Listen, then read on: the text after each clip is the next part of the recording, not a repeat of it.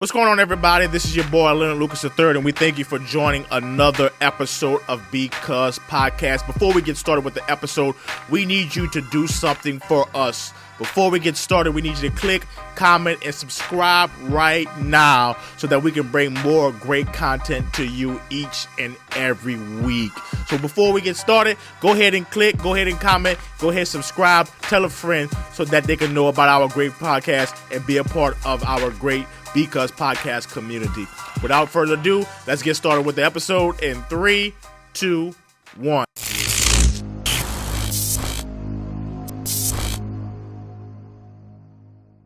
What's going on, everybody? We thank you for joining back with us. I'm your host with the most. This is Leonard Lucas III, and we got a great topic that we're going to be talking to you today. We're going to be talking about this guy right here and his Lakers team, number 23. I won't say the wonderful opportunity, because I am not a LeBron James fan. I'm not a part of LeBron James or the Lakers hype. I'm not a part of this MVP hype. I'm not a part of anything that the Lakers organization has to offer. So I'm going to try my best to not be biased and speak as objectively as I can about this Lakers team and about LeBron James, Anthony Davis, and the rest of these guys that we got here on film. First thing I want to go to, everybody saying this is the year of the Lakers. LeBron came back out of the groin injury, missed 17 games. He played 55 games last year, and they were out of the playoffs, so he set most of the end of the season. He comes back now, everybody's saying, with a vengeance. The Lakers are now 13-2, and everybody is giving LeBron back the crown. How can we give LeBron the crown back when the crown belongs to none other than the reigning MVP of the finals and NBA championship winner of 2018-2019 season, and that is Kawhi Leonard? How can you take the crown off a reigning king that has not died and put it on LeBron James? Of course, we have a lot of stats that we can say. 24.9 points per game that he's averaging right now, a little bit over 8 rebounds and about 11 assists. So when we look at that, the first thing that everybody do, we get this hype. We get this hype about LeBron and say, LeBron, he's the king. LeBron, he's the GOAT. LeBron, he's the man. LeBron, he has a triple-double against all 30 NBA teams in his season. LeBron, that's a great pass. LeBron, that's a great dunk. So we're more about hype than statistics. We're more about hype. We get more excited about hype than actual facts. 13-2, I want to start with the Lakers. But when you look at the Lakers, let's see who here played. Utah Jazz, the Hornets, Memphis Grizzlies, Dallas Mavs, Spurs, Bulls, Heat, Suns, Warriors, Thunder, and the Hawks. Most of these teams are under subpar 500 teams. Most of these teams that LeBron played, and he's displayed his athleticism, and he displayed his repertoire of passing and dunking, these are teams that are subpar. We look at teams that he have played, and when I look at this, besides Utah, when you look at it, besides Utah and the Mavs, who can you say that he's played? You say, okay, he played the Warriors. Steph Curry is injured. Klay Thompson is out. KD is in Brooklyn. Draymond is the one that's calling the show. So when you look at this like this, when you look at this situation, the 13-2, what are we saying? What are we saying about this team that says this team right now is the number one team in basketball? Because when I see it from the category of teams that he played and the level of talent that he's played right now, it doesn't show me something. Let's go now and look at Kawhi and the Clippers. We know that Kawhi was basically in the process of being in load management, but they're 11-5. But when I look at the quality of games that Kawhi and his Clippers have played, let's go into a look. First, you got Houston. You know they're in the top 3 right now of all teams in the NBA for as schedule and team standings. They're number 3. You look at Toronto, they're in the top 5. You look at Milwaukee, the Celtics are the number 2 team in basketball right now, and they play the Lakers. So that's Houston, Toronto, Milwaukee, the Lakers, and Celtics. These are the quality of teams that Kawhi has played, that LeBron hasn't played, that Anthony Davis hasn't played.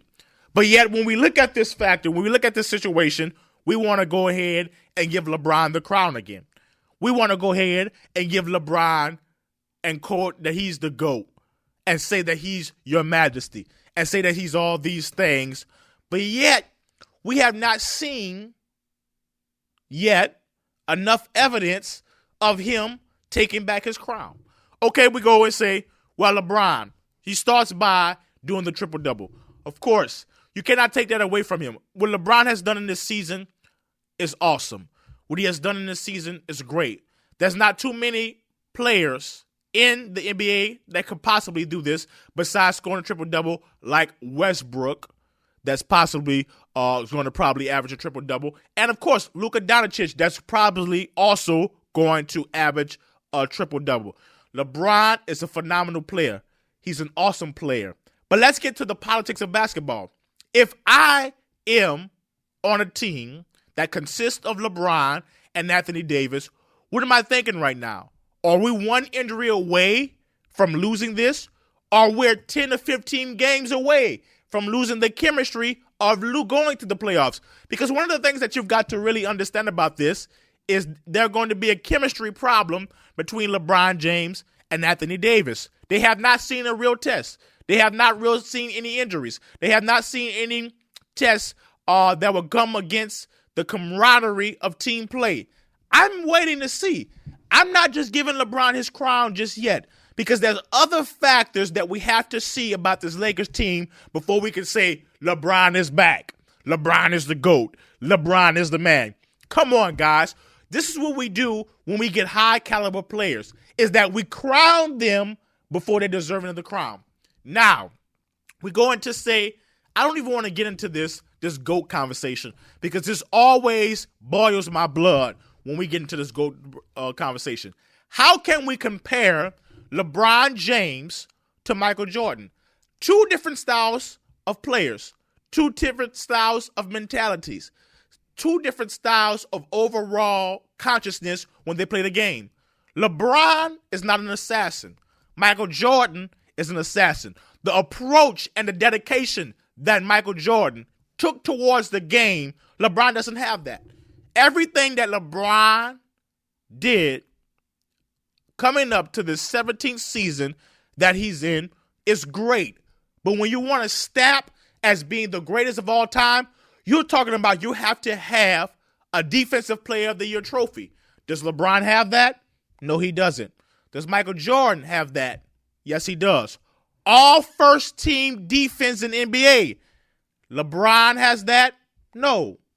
Does Michael Jordan has that? He has a couple of them. If not two, I believe three. So when you look at this and you want to crown this man, you can go ahead and crown him. But I want you to understand, when you place a crown on an undeserving king's head, he will shame you every time. And we're biting this. We're loving the hype. We're loving 13-2. But I want you to understand, the same LeBron James that 2011 played my Dirk, Dallas Mavericks, and lost. This is what you're going to see this year when he goes into possibly, because we don't know, the semis or the Western Conference Championship, and he plays Kawhi. Kawhi is not all glitz. Kawhi is not all glamour. But what he is he's going to give his all on the basketball court. LeBron James, 17 years. I won't say he's washed up. I won't say that he's not talented because we know that he is. He's very talented. He's very explosive. He has a high IQ when it comes to basketball. But there's factors that comes into this. We know that when it comes to high-level competition, LeBron folds under pressure. We look at these 3 championships that he's won. Okay, first 2, we got 3 possible Hall of Famers. LeBron himself, Dwayne Wade, and Chris Bosh. That got him over the edge where he lost first to Dallas, and then he goes and wins back-to-back with Miami, first playing OKC. So understanding this, yes, he plays a young team. He has the ability to have will and veteranship to beat OKC, and they win and go and win in the finals. I understand that. The Cleveland team, LeBron plays. He's got Kyrie. They go in and they win the NBA finals.